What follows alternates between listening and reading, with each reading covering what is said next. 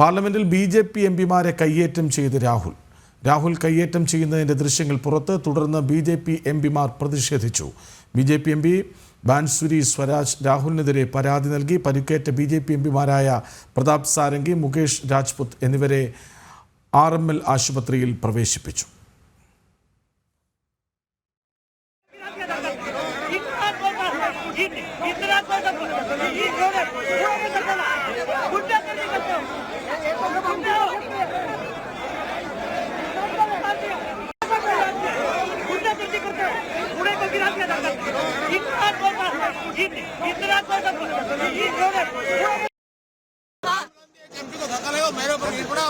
आपको किसने धक्का मारा? राहुल गांधी ने मारा सर। आपने राहुल गांधी ने धक्का मारा आपको? कौन सी जगह पे सर? सर किस जगह पे?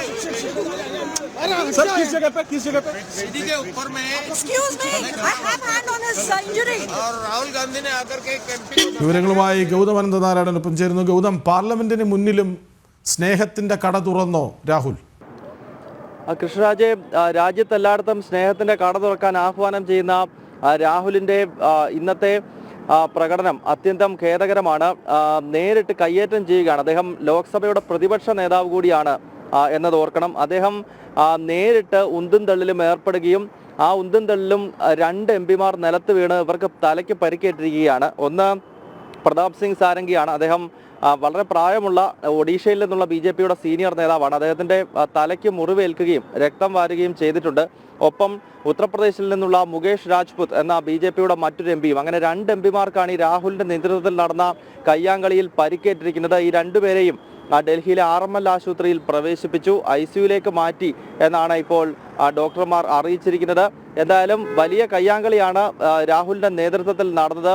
അതിക്രമമാണ് നടന്നത്. മുതിർന്ന എംപിമാർക്ക് തലയ്ക്ക് പരിക്കേൽക്കുന്ന രീതിയിൽ ഉന്തും തള്ളും അവിടെ രൂപപ്പെടുത്തുകയായിരുന്നു രാഹുലും ഇന്ത്യ മുന്നണിയിലെ ചില എംപിമാരും ചേർന്നുകൊണ്ട്. ഇതിനെതിരെ വലിയ പ്രതിഷേധം BJPയുടെ നേതൃത്വത്തിൽ തുടർന്നുകൊണ്ടിരിക്കുകയാണ്. പാർലമെന്റ് നടപടികൾ നിർത്തിവെച്ചു. ലോക്സഭയും രാജ്യസഭയും ചേർന്നപ്പോൾ തന്നെ വലിയ ബഹളം നടന്നു. തുടർന്ന് 2 മണിവരെ ഇരു സഭകളും നിർത്തിവെച്ചിരിക്കുകയാണ്. എന്തായാലും കഴിഞ്ഞ 1-2 ദിവസമായി അംബേദ്കറുടെ വിഷയത്തിലാണ് കോൺഗ്രസും BJPയും തമ്മിൽ വലിയ ഏറ്റുമുട്ടൽ നടന്നുകൊണ്ടിരിക്കുന്നത്. BJP ചൂണ്ടിക്കാണിക്കുന്നത് അംബേദ്കർ എന്ന പദം ഉച്ചരിക്കാൻ പോലുമുള്ള അവകാശം കോൺഗ്രസിന് ഇല്ല എന്നുള്ളതാണ്. കോൺഗ്രസിന്റെ ചരിത്രം തന്നെ അംബേദ്കറിനെ എതിർക്കുന്ന, അംബേദ്കർ വിരുദ്ധതയുടെ ചരിത്രമാണ് കോൺഗ്രസിൻ്റേത് എന്നാണ് കേന്ദ്ര ആഭ്യന്തരമന്ത്രി അമിത്ഷാ തന്നെ തുറന്നടിച്ചത്. എന്നാൽ അമിത്ഷായുടെ പ്രസംഗത്തിനകത്ത് അംബേദ്കറെ അപമാനിച്ചു എന്നൊരു ആരോപണം ഉയർത്തിക്കൊണ്ടാണ് കോൺഗ്രസിന്റെയും ഇന്ത്യ മുന്നണിയുടെയും പ്രതിഷേധം തുടരുന്നത്. ഗൗതം, ഇതിപ്പോൾ ഈ ഭരണഘടനാ ചർച്ചയിൽ പരാജയപ്പെട്ടു പോയതിൻ്റെ എല്ലാ പ്രകോപനവും പുറത്തു വരികയാണ് രാഹുലിലൂടെ, അല്ലേ? കൃഷ്ണരാജെ, 4 ദിവസത്തെ ഭരണഘടനാ ചർച്ചയാണ് 2 സഭകളിലായി നടന്നത്. കിട്ടിയ അവസരം BJP കൃത്യമായി തന്നെ ഉപയോഗിച്ചു. ഇന്ത്യയുടെ ചരിത്രം ഓർമ്മപ്പെടുത്തിക്കൊണ്ട് അടിയന്തരാവസ്ഥയുടെയും അതുപോലെ തന്നെ VD സവർക്കർ, അതുപോലെ BR അംബേദ്കർ, ഭഗത് സിംഗ്, സുഭാഷ് ചന്ദ്രബോസ് ഇങ്ങനെയുള്ള ധീരദേശാഭിമാനികളെ, ഇന്ത്യയുടെ സ്വാതന്ത്ര്യ സമരത്തിനെ മുന്നിൽ നിന്ന് നയിച്ച ഇത്തരം ധീരദേശാഭിമാനികളെ എങ്ങനെയാണ് നെഹ്റു കുടുംബവും നെഹ്റുവും ഒക്കെ ചേർന്നുകൊണ്ട് ഒതുക്കിയത് എന്ന ചരിത്രപരമായ വസ്തുത പ്രധാനമന്ത്രി ലോക്സഭയിലും അമിത്ഷാ രാജ്യസഭയിലും വിശദീകരിച്ചു. ഇത് കൂടാതെ ചർച്ചകൾക്കിടയിലെല്ലാം അടിയന്തരാവസ്ഥയിലൂടെ എങ്ങനെ രാജ്യത്തിന്റെ ഭരണഘടനയെ കോൺഗ്രസ് അട്ടിമറിച്ചു എന്നതിന്റെ ഓർമ്മപ്പെടുത്തൽ നടത്തുകയായിരുന്നു BJP അംഗങ്ങൾ. ഇത് അക്ഷരാർത്ഥത്തിൽ കോൺഗ്രസിനും പ്രതിപക്ഷ പാർട്ടികൾക്കും വലിയ തിരിച്ചടി തന്നെയായി.